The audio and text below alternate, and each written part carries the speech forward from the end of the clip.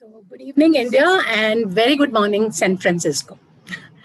I'm always amazed by the technology and how these live Zoom sessions have really connected us during these unprecedented times.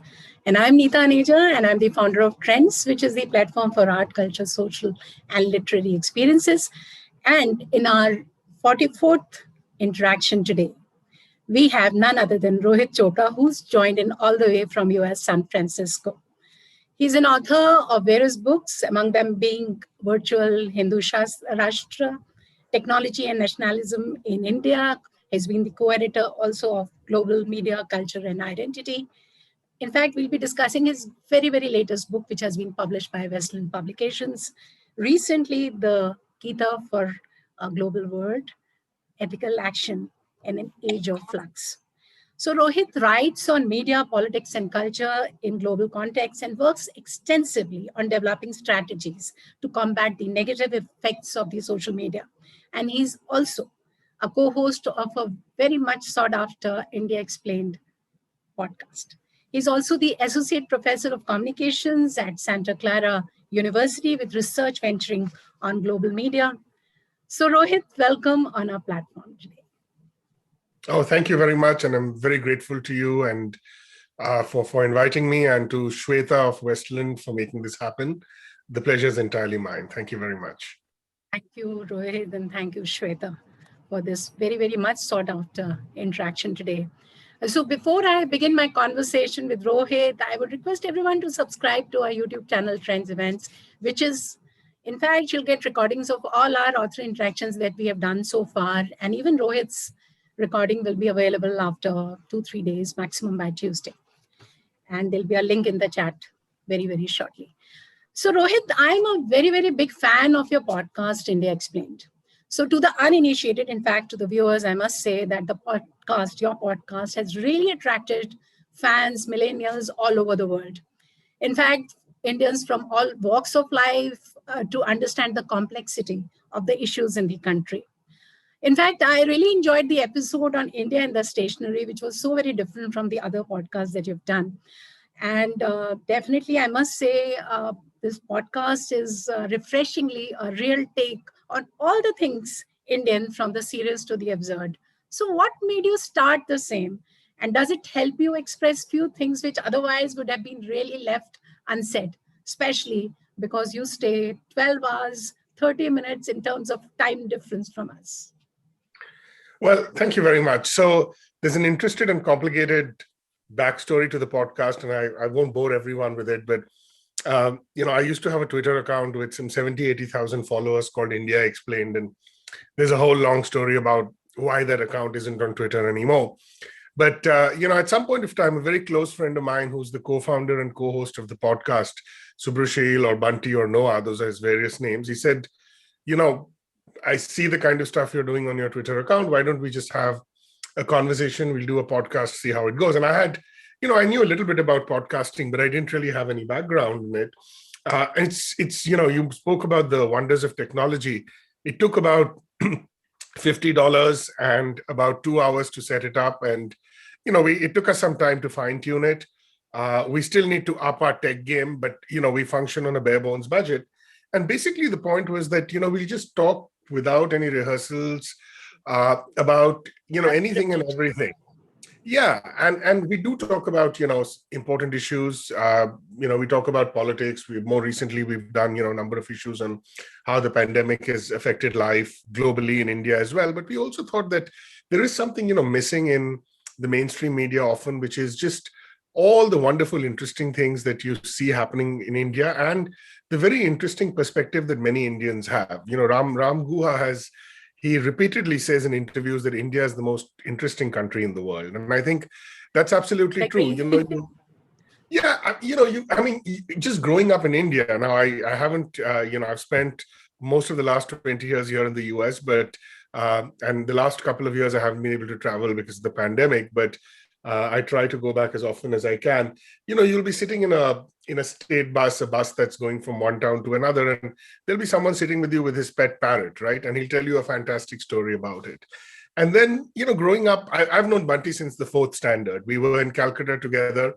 And I think one of the things that cemented our friendship was we both found the kinds of things funny, similar kinds of things funny, or just a touch of the absurd. So just those kinds of things. We just said we'll just talk about them. And stationery, yeah, because I mean, I think things have changed now, but getting those Camlin geometry boxes, buying them year after year. Sumekha ink, I cannot forget Yeah, that. yeah, I mean, all this, those, Bata shoes, canvas shoes, and your teachers would say on sports day you have to wear them and you'd have to paint them white. So some of it is nostalgia also.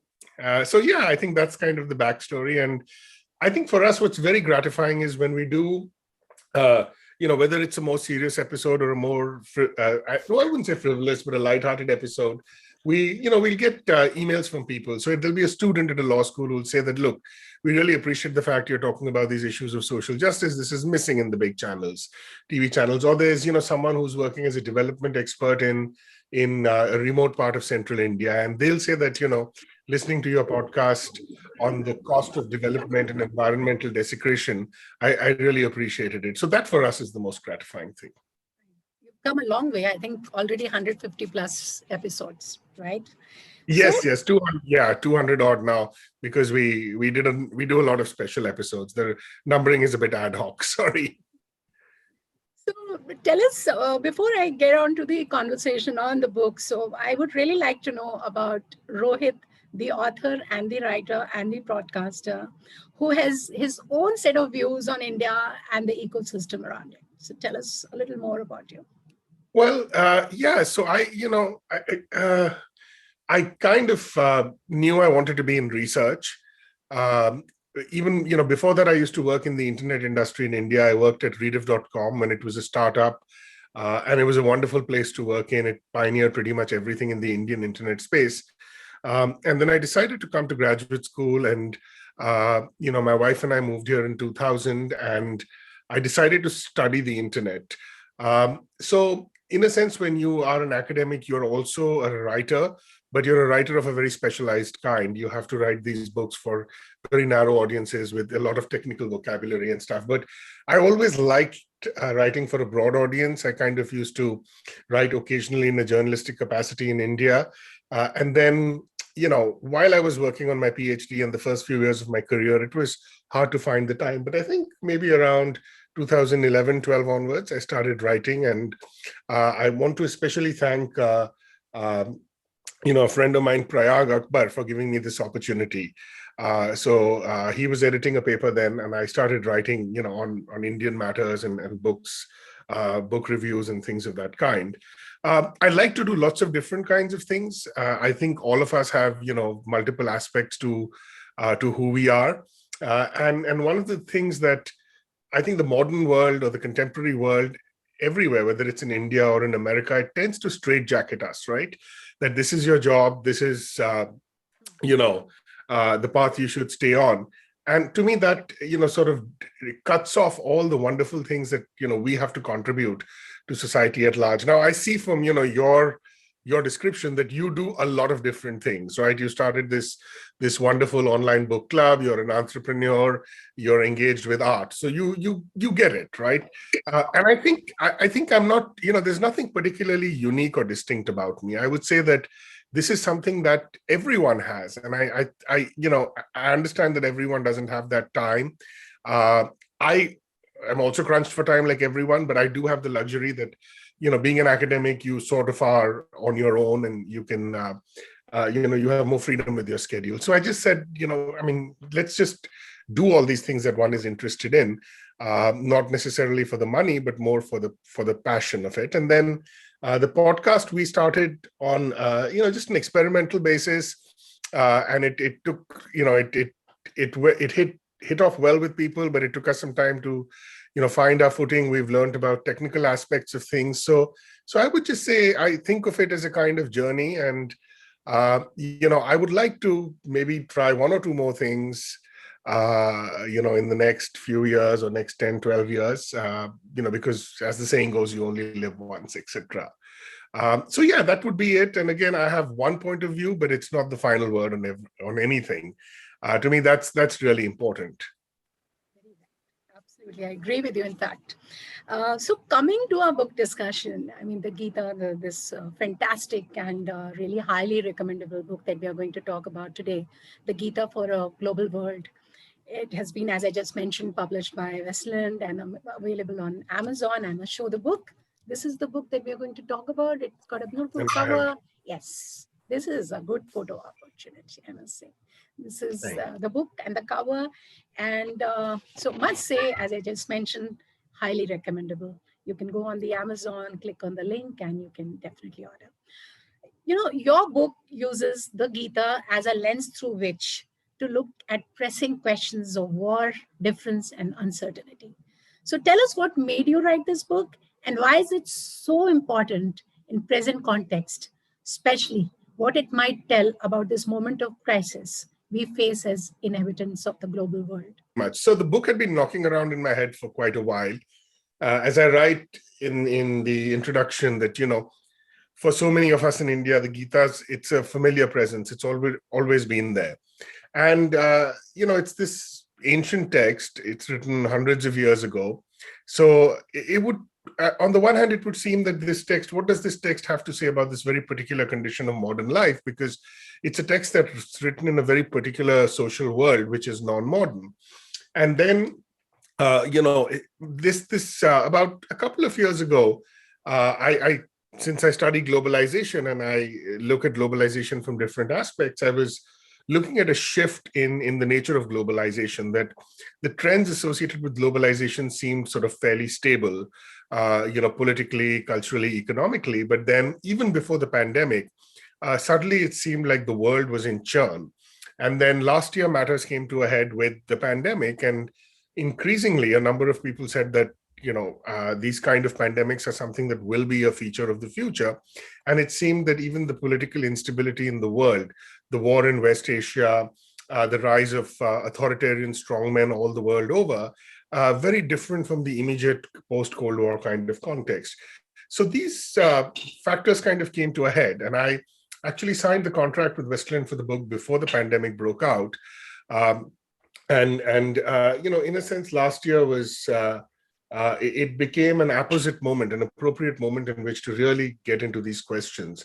So the thing that, began, like got me really thinking was that, what could this book tell us in very concrete terms, practical terms about the kinds of challenges we face, which are to do with, war and violence, uncertainty in general, and also the fact that now we just have to deal with different kinds of identities, and this proliferation of difference also creates anxieties. It brings challenges. People who have been historically marginalized, oppressed, they're at the table, and they're seeking rightly their due share in terms of justice. These debates as well.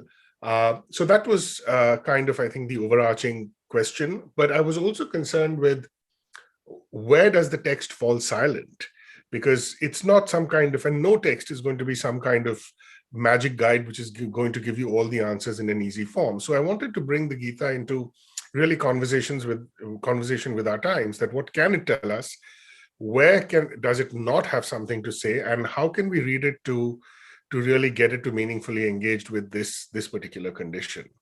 And I guess, yeah, the book kind of went from there. And I should give a shout out here to everyone at Westland. I mean, it was the most amazing team to work with. Ajita, my publisher, an editor, Deepanjali, who did the copy editing for the book, and Shweta, who's done an amazing job. And I just love the cover design. It's just exquisite. Saurabh and Gavin. Absolutely.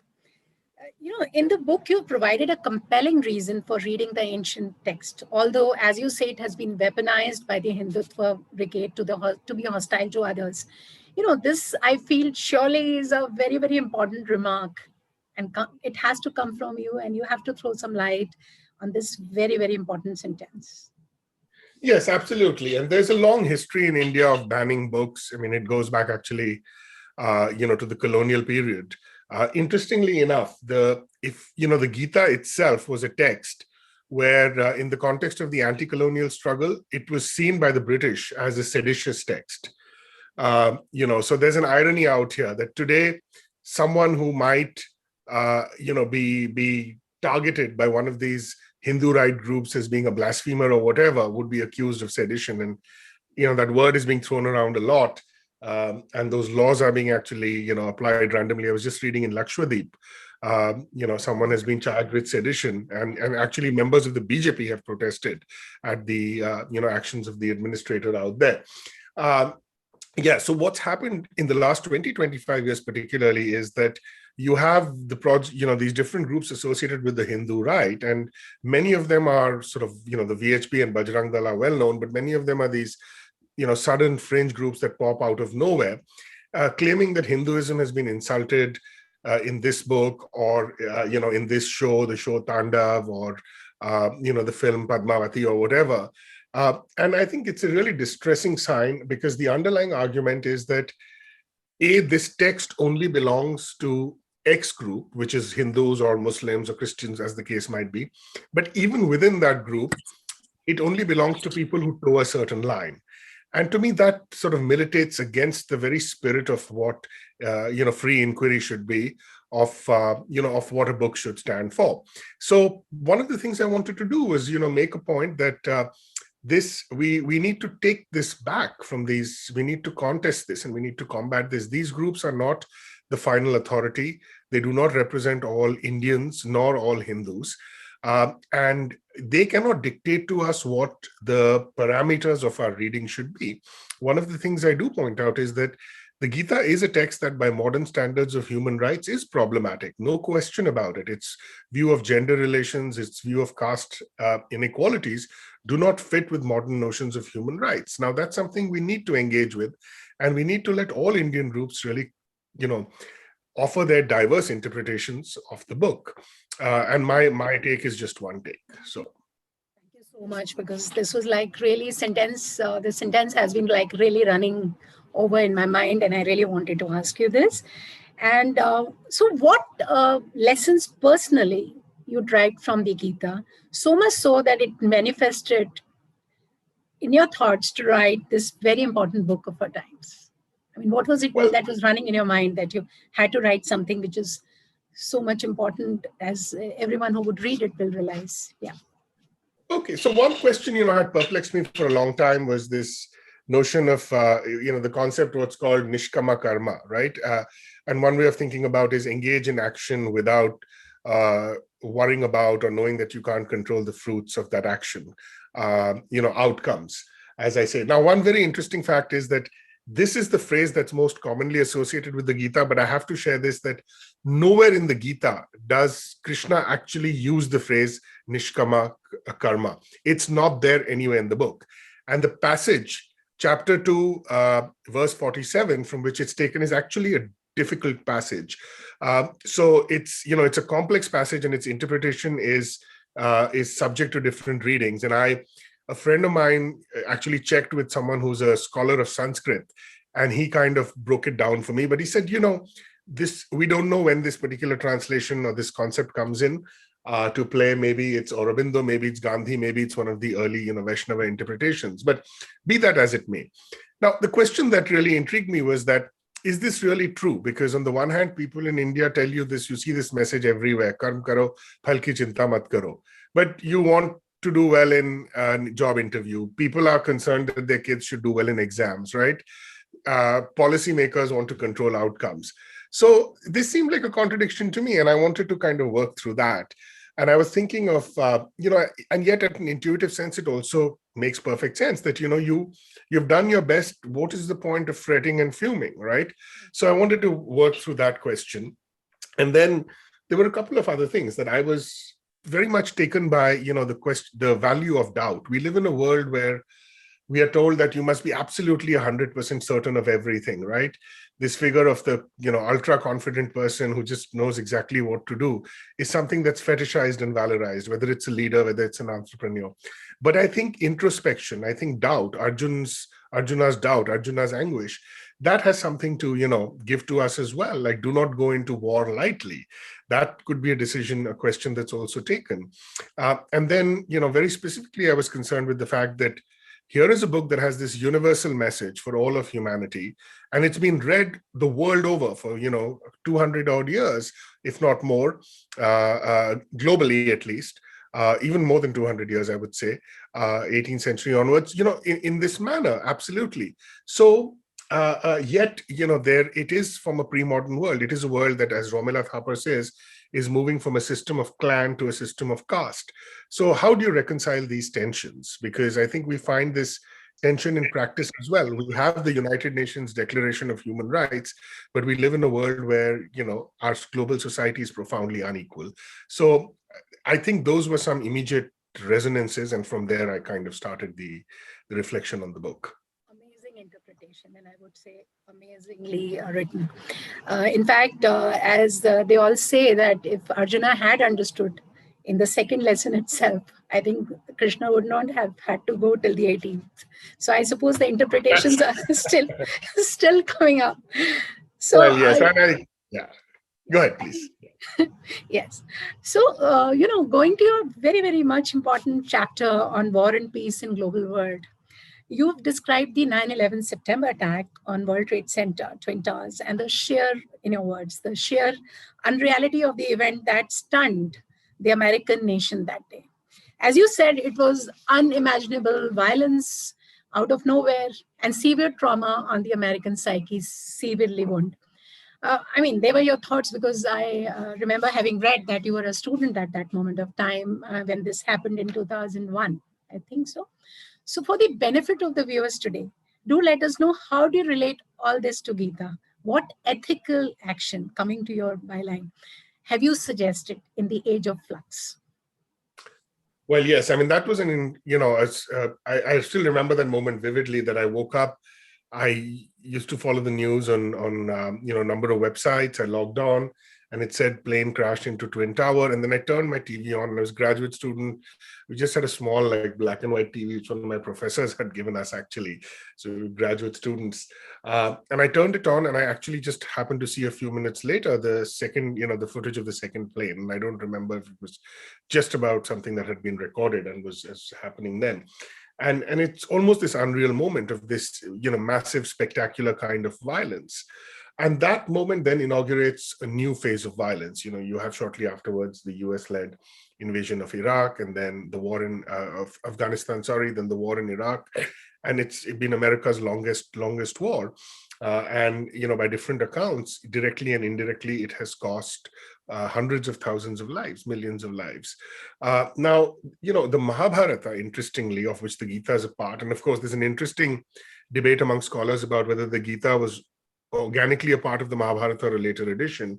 I won't go into that, but the Mahabharata is also an incredibly violent text. So the larger philosophical question that was, I think, animating my this chapter was that, is this the sort of default condition of mankind, right? Are we always engaged in some kind of war? Now, with regard to war and violence, the Gita it has something to say about war and violence literally, but I think the more important lesson is that it's not a book only about war. Like Gandhi, for instance, read the book as an allegory between good and evil, the war between good and evil. It could also be the war in your mind or in your psyche or in your soul about what the right course of action to do is. So the issue for me became that, we cannot take the condition of peace for granted. Yes, we have made strides towards a more sort of stable world, but for so many people, everyday life is a condition of war as well, right? At the geopolitical level, human desires or the desire for like political domination drives these kind of wars and calculations. But, when you think of the protests against the war, the global protests against the war in the post 9/11 world, which, may or may not have been very successful, but they registered a point. When you think about what ordinary people can do about the violence that they see happening against their fellow Indians or their fellow Americans, you look at the protests against the George Floyd killings in the Black Lives Matter movement. All of this is immensely valuable. And I felt that the Gita had something to say about this. So I think that those would be the ways in which I would connect, whether it's large-scale political violence, whether it's, the kind of political struggle against injustice that we see, and our own individual struggle about, what is it that I should fight for? And I know I'm going on, sorry. I just mentioned that everyone can't take up every cause, right? But it's for each of us to decide that, what is something that matters to me, and what what do I think is going to be the right course of action, the appropriate karma. Yeah. Absolutely. It's really, enlightening to hear your thoughts. So, do you think this book, last two questions from my side before I move on to the interactive, because there are a lot of people who have questions and I would really like them to ask some questions directly to you. So, do you think this book is really the need of our times, and why should the readers read it? And as you say, Gita and its focus on action in the face of uncertainty is important for our times. Well, I think it's a wonderful book, but I don't think it's for me to say that it's an essential book. Of course, I would absolutely love it if the more people buy copies of it. It's a book is a labor of love, and at some point in time, it sort of becomes an extension of your personality.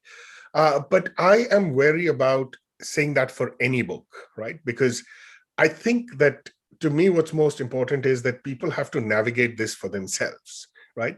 And I think, it would be perfectly fine with me if someone were to read it and be very critical of it and say that, no, I think that, for these reasons, these are some issues that you have not dealt with. But to me, that's the more important part, that the book should be part of a process of a conversation. What is essential for our times, I think, is just a culture globally where, we have some shared idea of what matters, a fundamental commitment to equality, to dignity, to human rights. And I think the book is significant in that it contributes to that discussion. So that's how I'd frame it. And how do you look at the troubled 21st century through the lens of Bhagavad Gita to find a moral focus, to understand the troubled times that we're living in all its diversity and inclusion?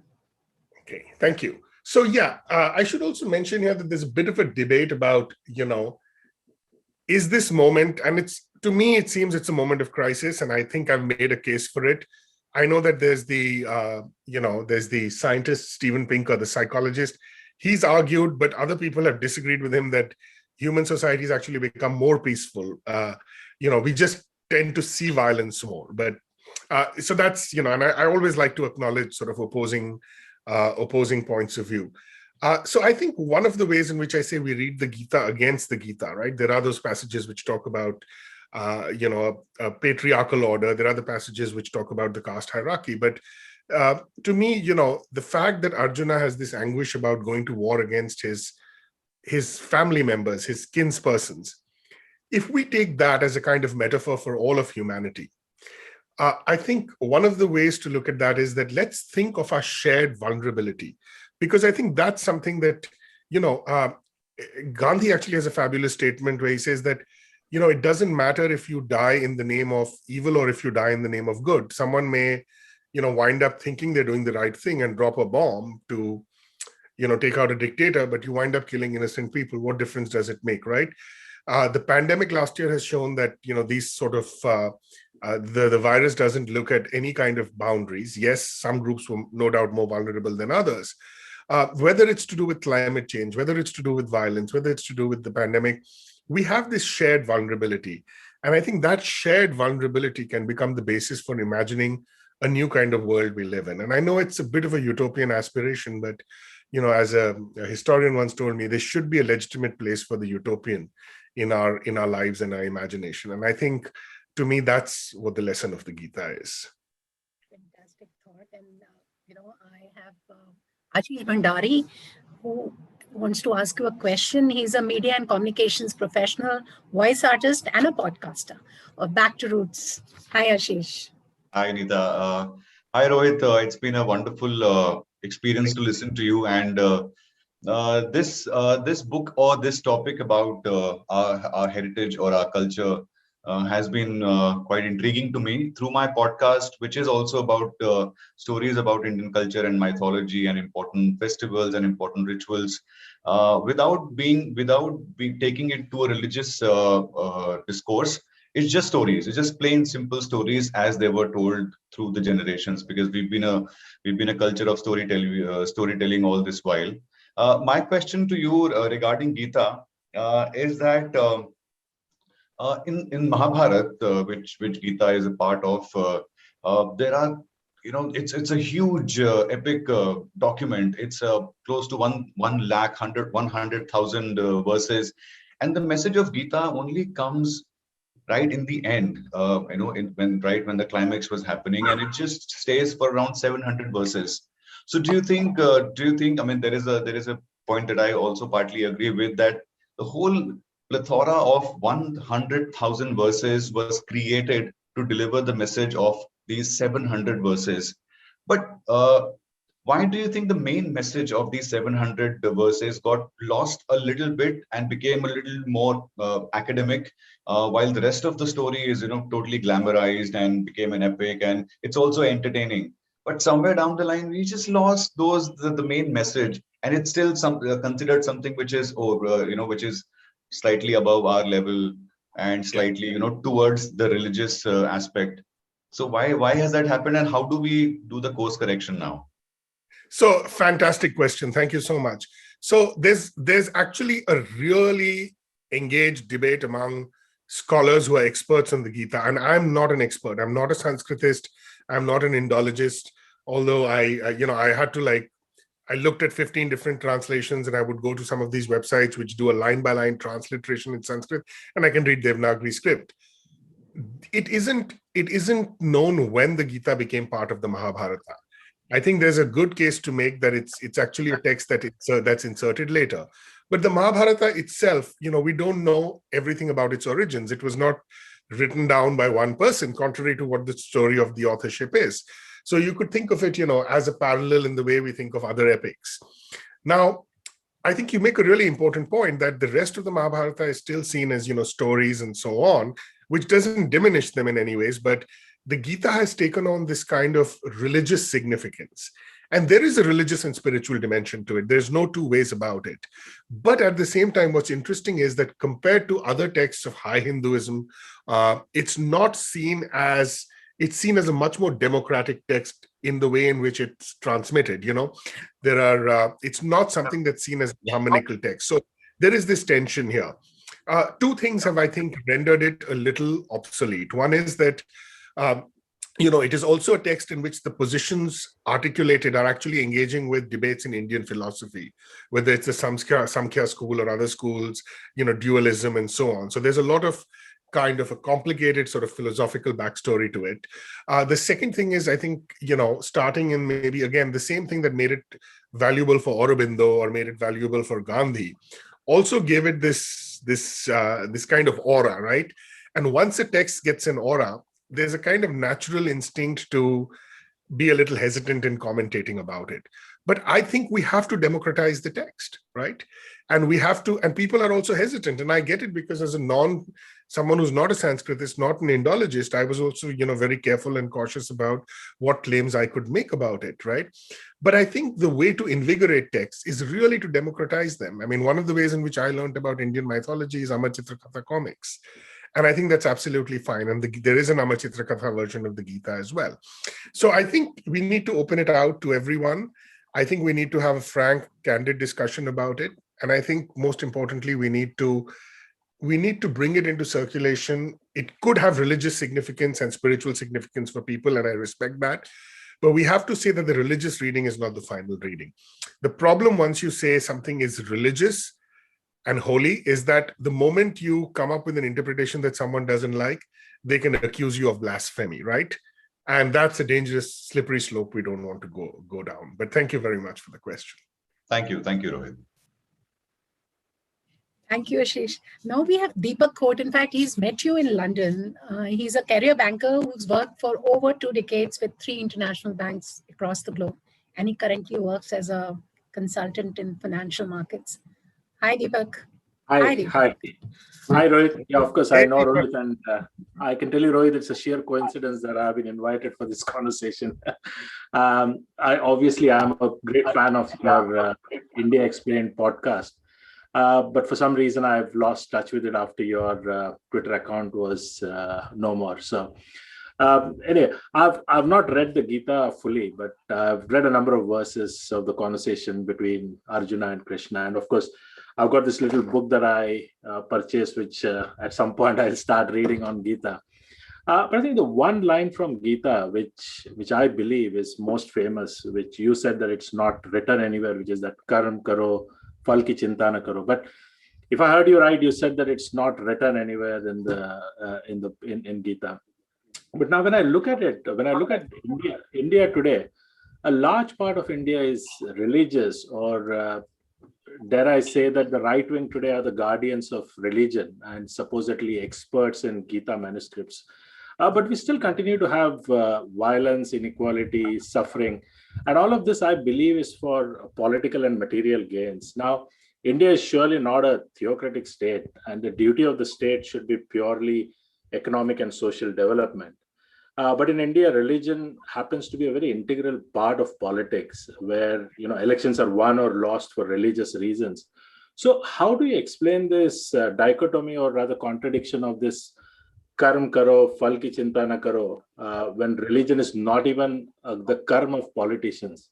And second question is, if you practice what you preach, right? You generally practice what you preach. So, if the nation where the Gita was born is struggling to practice, what chance do you have of preaching it globally from your book?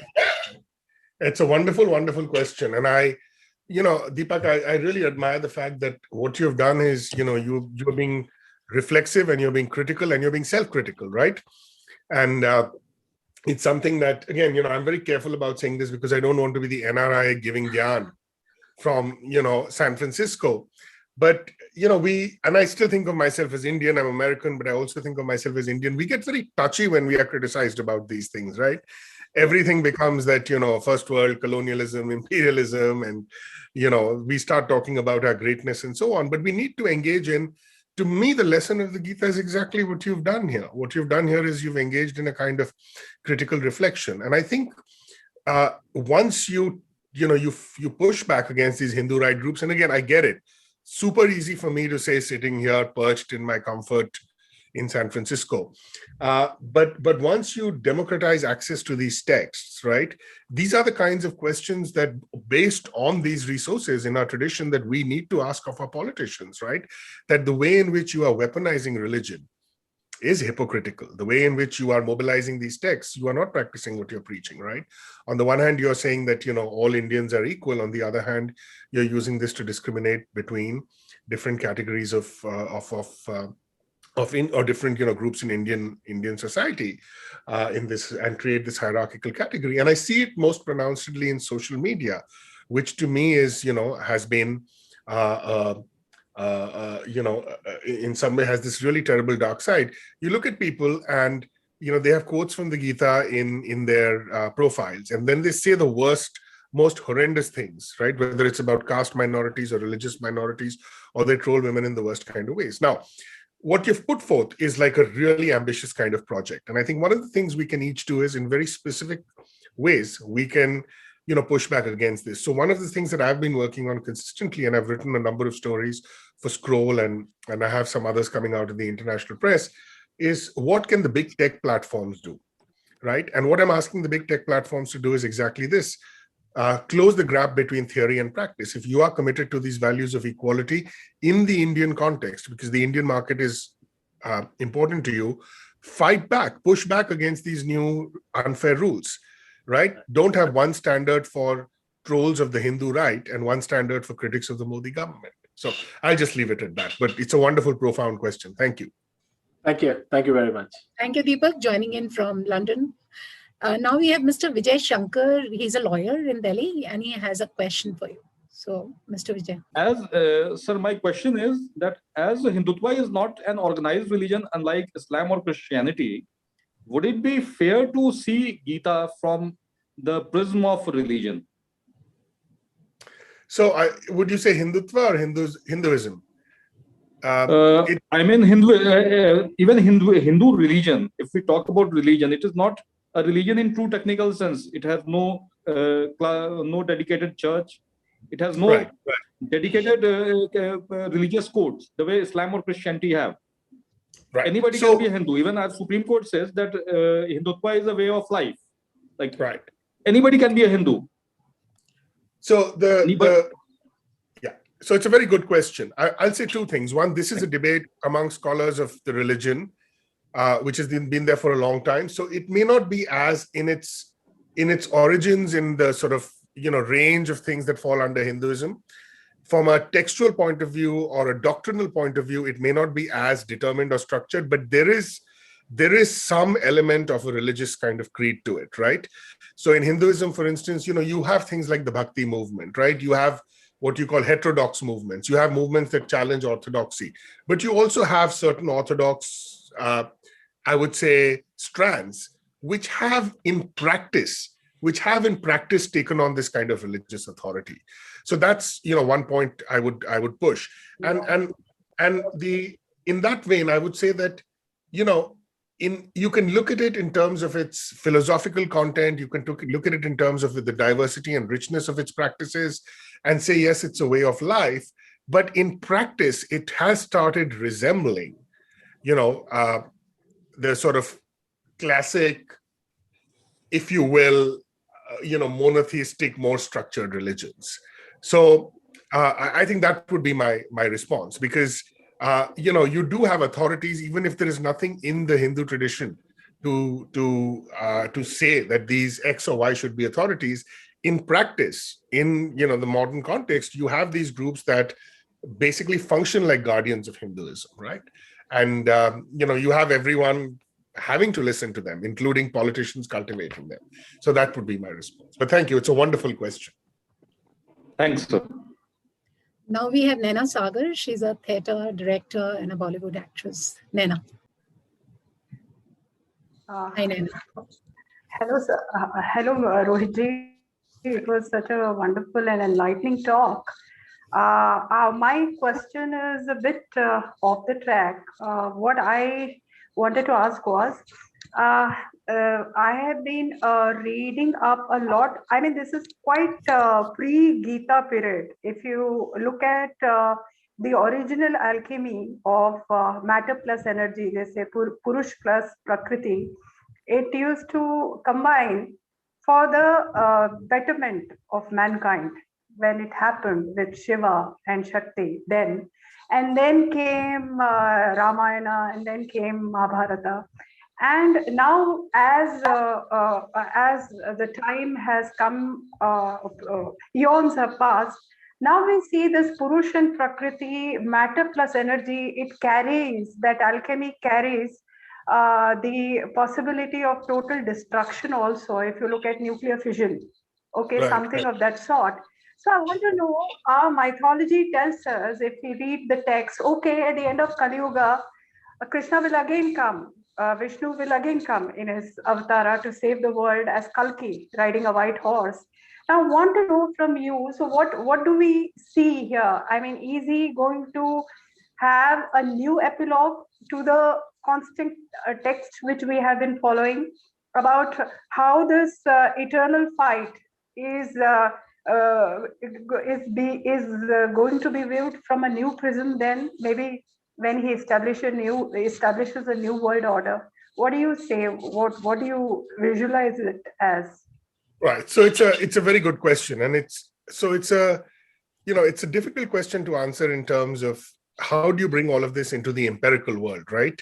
So one of the things that I say in the book, that you can't escape the sort of metaphysical dimensions of the Gita entirely, but I have tried to sort of read it largely as a non-religious, non-metaphysical text, because many of these debates, they get into the intricacies of Indian philosophy, and secondly, once you start talking about something at a religious domain and you attribute it, to the will of God, or Krishna saying, "I am the final word," well, then there's always the possibility that anything can be attributed to it.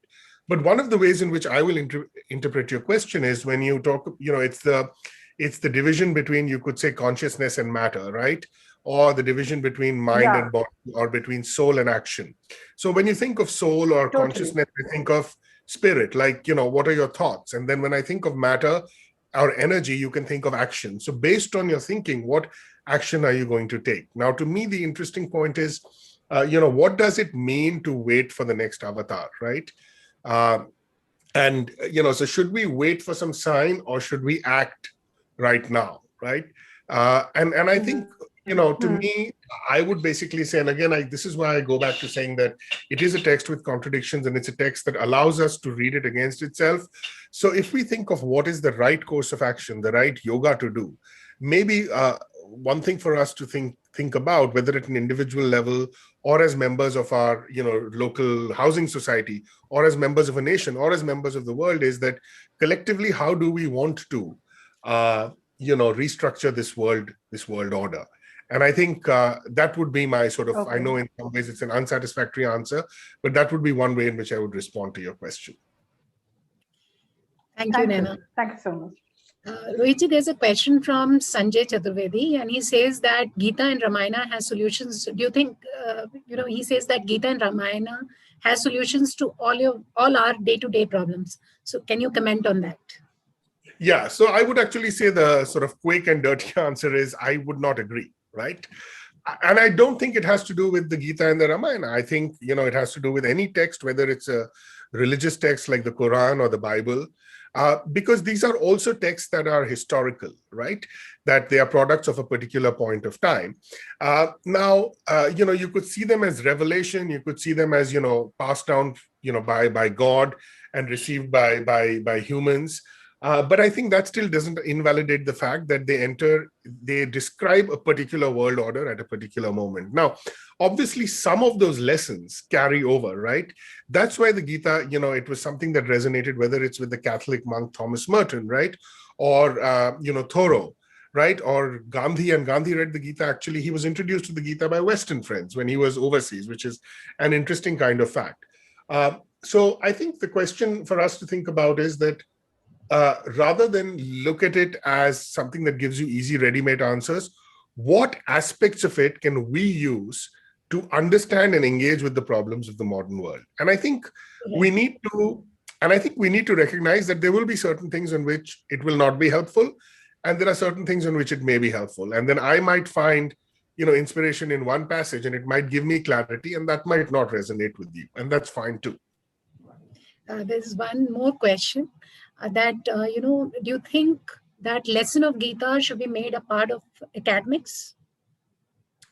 I would say in a way that doesn't insist that it is special, it cannot be criticized, or that it only belongs to Hindus, right? And, because, if there is someone who is from a particular religious or a caste background where this text doesn't resonate with them, or they see in it an endorsement of caste inequality, they should have the intellectual freedom to talk about that. I mean, I am as close as you get to, someone who believes in complete free speech, as long as it's not hate speech and violent speech.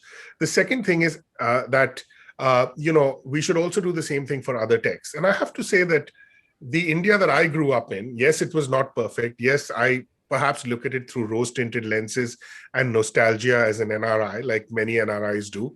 But it was secular in the best sense that, we learned about all different religious traditions. We learned about texts in all different religious traditions in our social science classes and our history classes. And we did learn about, the Gita and the Quran and the Bible, and about India's different, religious, multicultural, spiritual heritages, and its, scientific and literary achievements as well. So in that sense, yes.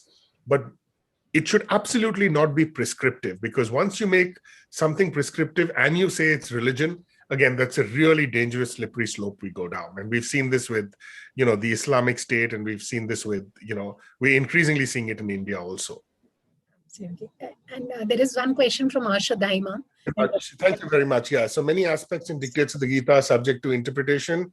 One can approve fighting for one's own rights, even if it's with, kinsfolk. Others can justify their actions, even evil ones, saying it's God's plan. Please comment on that. Absolutely. I mean, this is the history of religion, right? You look at the Spanish Inquisition with the history of Catholicism. You look at the wars of religion in Europe, right? Each side thinks it's fighting for the right cause, right? And there was a similar question that someone asked me at another conversation, which is that Krishna also tells Arjuna that, do A, B, C, D, E, and if everything else fails, put your faith in me. And he says, is that the message I want to teach my children? That, just unquestioning faith in someone. And no, so this is again why I say, to go back to the point, that I read it as kind of non-religious, because once you say, Bhagwan ki marzi hai, then anything can be attributed to Bhagwan ki marzi hai, right? that kind of just ends the conversation out there. So, but there is a dimension of the Gita which stresses human agency. And for me, and again, this is my particular reading, and someone can turn around and say that it's not valid. I will again be happy to accept that criticism, is that we have to stress the point of human agency, right? And we have to say that, whether you look within religion to say that this is an incorrect action or an unethical action, or you draw on a secular framework like the Constitution and law or human rights, you can say this is an evil action. And I think that aspect of the Gita to me must always be kind of paramount, right? But I think, and I think, there's one important thing. There is no easy way to reconcile this. These tensions and contradictions, they are there, whether it's the Gita, again, whether it's the Quran, Bible, or other non-modern texts which are, not cultural, not religious or spiritual. These tensions exist in texts, and we have to recognize them. So thank you for raising that really important question. Very, very, very important. Now we have two last questions, or maybe we'll take, and because we're running out of time, Ashish wants to ask you a question once again. A lot has been lost in translation and interpretation when it comes to learnings from these great texts, which is Ramayana, Mahabharata, and Gita being part of it. Now, I'm going to refer to two factions in our modern society these days. One which challenges the authenticity and the existence of these texts and just considers them as work of fiction. They're just mere stories and nothing else. Rama did not happen in actual, and Krishna didn't come to the planet. And the other faction, which for whom it's just the ultimate truth, it's the biblical truth for them. How do we balance between the two? Because one faction is going on other direction, the other one is going on the other direction, especially in the new modern generation, millennials, I might say, our generation. How do we balance between the two? Again, a fantastic question. So I think it's actually a question in literary studies as well, right? My background is as a student of literature, and then I moved to working in the internet industry, and then I came to studying really the sociology of internet communities and Indian communities of the internet. But in literary studies, the question is, what is the range of interpretations that a text can sustain, right? So there can be a range of interpretations, but of course, it doesn't mean that every book can be about absolutely everything, right? So I would say there's space for both of these kinds of interpretations, as long as we don't insist that one trumps the others. Now, there is a whole tendency in Hinduism, and perhaps members of other religious communities also have it. I follow a lot of Instagram accounts and websites which talk about, Vedic science. So they will insist that, ancient Indians invented the internet. So, you're looking at everything in a very literalist kind of sense. And as long as, if that individually is what you want to believe, that's absolutely your right, as long as you don't force everyone to kind of agree with it, right? And I think on the other end, yes, you have someone, if someone wants to just see it as a story. Now, first, I would say even just a story is a lot, right? One of the ways in which humans make meaning is through stories. We organize our life through stories, right? Not just if you're a student of literature, but even if, you work in a corporate world, there's a kind of narrative, there's branding. So stories, global capitalism is made possible by stories. Advertising tells stories and gets us to sell things. So there's something very fundamental about the human need for stories. So that's not an inferior form of reading. Now, to me, the interesting question is that what are all the different things that Ayodhya can mean, or Ram can mean, or God can mean, or the messages of, religious texts can mean. And this is a issue that popped up with regard to, the dispute in Ayodhya and the destruction of the Babri Masjid and all of that, and I was talking to scholars of religion who've been on the ground, and they say that, when you talk to people, for some people, Ayodhya is a literal place, but for other people, Ayodhya is in your heart, right? And I think we can have both kinds of readings, right? And as long as we don't insist that very literally that, this is what the Ramayana says, this is what the Mahabharata says, and because it says this, I'm going to evict you from your house. As long as that doesn't happen, either by a group which is self-appointed as a guardian of morality or with the support of the Indian state, I think we are fine. Thank you, Ashish, once again for a very, very wonderful question. We have one last question. This is Dia Aneja. She's a homeopathic doctor. She also writes reviews, and she's an avid reader. Yes, Divya. Yeah, hi. I'm sorry I missed the initial part of the conversation, but it says that whatever is needs to be written has been written in Mahabharata already. It is already there in Mahabharata. So how do you see Gita as a part of Mahabharata or as an individual text of its own? Well, yes. So it has. I actually have a passage in the book where I talk about this. Well, first, the idea that everything that has to be said has been said. It's a rhetorical claim, right? Obviously. Yeah. And I mean, you even look at the numbers of people. I mean, this is something that you find in pre-modern texts, right? Again, whether it's from our particular tradition, one of our particular traditions, or from another tradition, that you have this, exaggeration. So there's not the empirical truth. So the Gita has a kind of doubleness to it, right? On the one hand, you can understand the Gita as it takes certain kinds of themes and concerns from the Mahabharata, and it kind of concatenates and concentrates them. But it's also something that can be seen as a self-contained text, and it's kind of traveled in that way. So A.K. Ramanujan actually has a wonderful quote saying that, even if the Gita is something that was added as an aside, it's inconceivable for large populations to really see it as separate from the Mahabharata. Because that, in a way, is part of our cultural storytelling tradition. That, when you just look at how folk tales are narrated, or you look at how the Mahabharata is, Indians, we digress a lot. I also am guilty of that. So that's part of our culture, actually. So I would say there's both ways of reading it. You can read it as a kind of aspect of key dimensions or facets of the Mahabharata, and you can read it as a self-contained text. Thank you so much, Rohit, and thank you, Divya, for the question, and thank you so much, Rohit, for making it happen. It's been such a wonderful session. And I think we could have just gone and on, but time is always a limiting factor at times. And thank you for making it to our platform. It's been such a pleasure talking to you, and everyone has enjoyed the conversation so much. I'm getting so many personal messages already. Thank you, Rohit. Thank you very much. The pleasure is entirely mine. I really appreciate the kind invitation, and thanks to everyone who made the time to attend. I know it's hard, and I really, really value it. Thank you.